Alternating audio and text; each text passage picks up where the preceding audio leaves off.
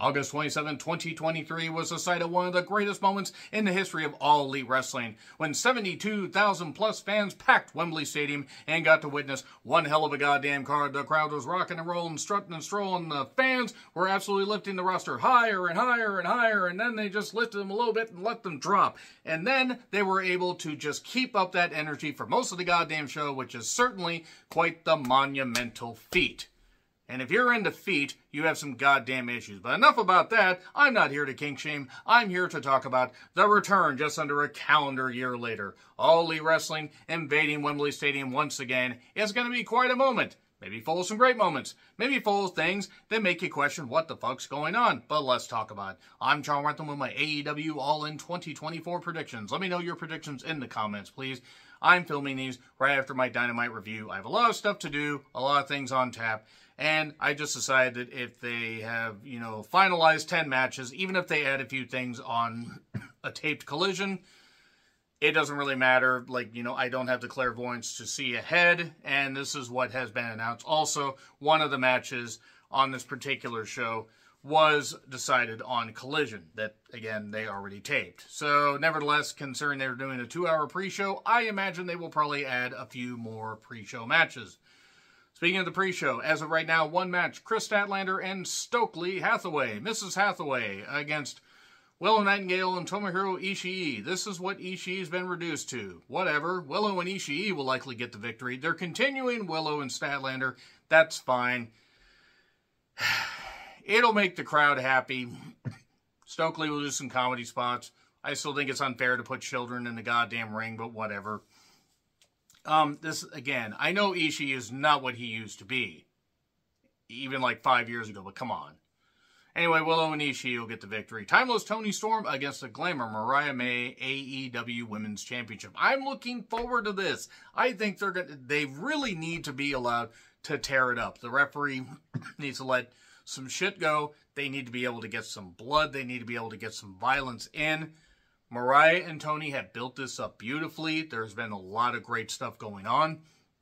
I'm looking forward to this. Mariah May's got to win, though. There's no reason for Toni to continue to have the championship. You can give her the title back at some point, but if Mariah May doesn't win here after all the stuff that she did, the turn, and the fact that, yes, Toni and her have vowed basically to unleash each other's blood, and if it's that time of the month, then that'll be easy to do. Is that, misogynistic? You may decide in the comments. I don't really care because I'm just having some fun. I think Mariah and Toni are going to tear it up, though. Will they tear each other up? Could we end up with a Portrait of a Lady on Fire-like ending? Hopefully not, because that ending was actually really sad. Nevertheless, if you've seen that movie, let me know. I'm looking forward to this. Mariah May will get the victory. MJF against Will Ospreay. Ospreay, bruv.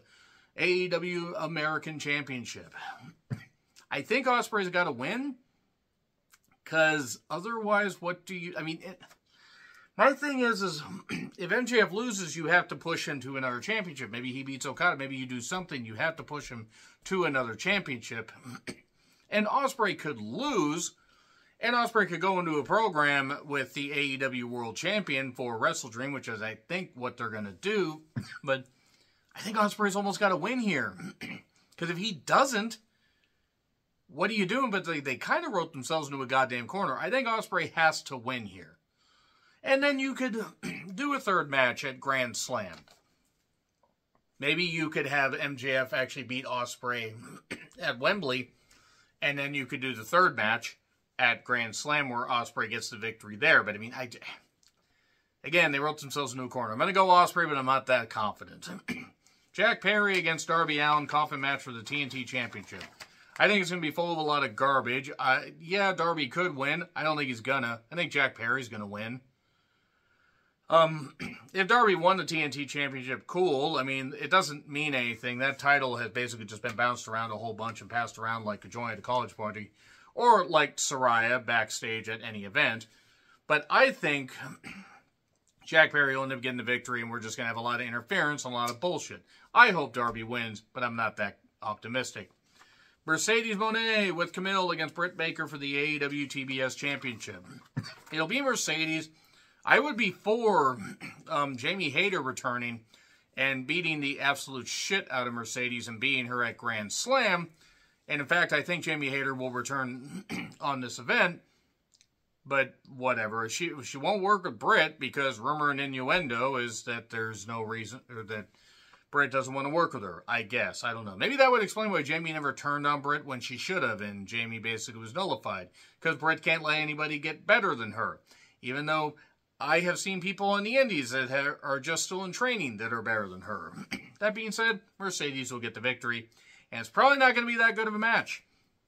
Speaking of which, Casino Battle Royal for a future AEW World Title match, probably at Grand Slam. There's 17 to be determined people. Orange Cassidy's in it. Evil Uno's barely in it. Hangman Page is in it. I got Hangman Page winning. Why not? I mean, they might as well. They're going to try with him. It's not going to work, but they're going to try with him. So, Jericho and Hook. Last chance FTW Championship match. If Hook loses, then he can no longer challenge for the unrecognized and bullshit FTW title as long as Jericho is champion. That's not the actual full title, but that's my opinion. Khan has too many championships. Too many. The FTW title doesn't mean anything. It barely meant anything in ECW, but it pushed the storyline with Taz. Once Taz had the championship, it didn't matter. Had the world championship, it didn't matter. So, I got Hook winning. Jericho can't go anymore. Just end this damn thing. Because Jericho really can't go anymore. He can't do anything. He's going to have Fozzy, or, Fozzy's going to perform and everything. Jericho, who's out of breath, just getting out of bed. I mean, good grief. It's going to be terrible. Hook better win. The Bucks, FTR, and the Acclaimed in a three-way tag title match. And this is going to be full of nonsense. Rick Knox is going to be the referee. Brandon Cutler is going to get involved. If this goes on after the coffin match, I think Jack Perry could interfere. Hell, if it goes on before, Jack Perry could still interfere. I have the Bucks winning. I mean, it doesn't really matter. Either the Acclaimed or FTR could win. The tag titles don't mean anything. They just don't. I'm sorry, they don't. So, the Bucks will win. The patriarchy of Luchasaurus, Christian Cage, and Nick Wayne. I imagine Shayna Wayne will be there too. Against the Gangbang Gang. That's Juice and the Guns. And maybe, I don't know, Jay White shows back up. The House of Black. And Pac and the BBC. So, the patriarchy, I guess, will win. It's going to be a ladder match. I hope Nick Wayne doesn't do any insane shit and end up hurting himself, because that young lad can do some really impressive stuff, and I'm worried that he's going to try to do some insane stunts. Hopefully, everything will be all right. My thing is, I've seen the ladder match time and time and time again in AEW and WWE and all this stuff, and I'm sick of it. I'm sick of seeing this stuff. I'm sick of seeing battle royals. I'm sick of seeing ladder matches. They just all blend together. It's going to be a stunt show. I just hope everybody's going to be all right. I just really hope everybody's going to be all right. And Pac might as well just stay back there, because I can't imagine the Pac's probably going to have anything to do or want anything to do with, coming back. Oh, wait, he wants a shot at All Out, so at least he'll be back in the States for a little bit. Swerve and Danielson, title versus career. Danielson. It's got to be Danielson. If they're building up this damn thing for Danielson to have, one last run, fine. He has said he needs neck surgery. He said he's thinking about retirement. As much as I like Swerve, and I do, I want Swerve to continue to be champion. What are you going to do? Have Danielson not on Wrestle Dream?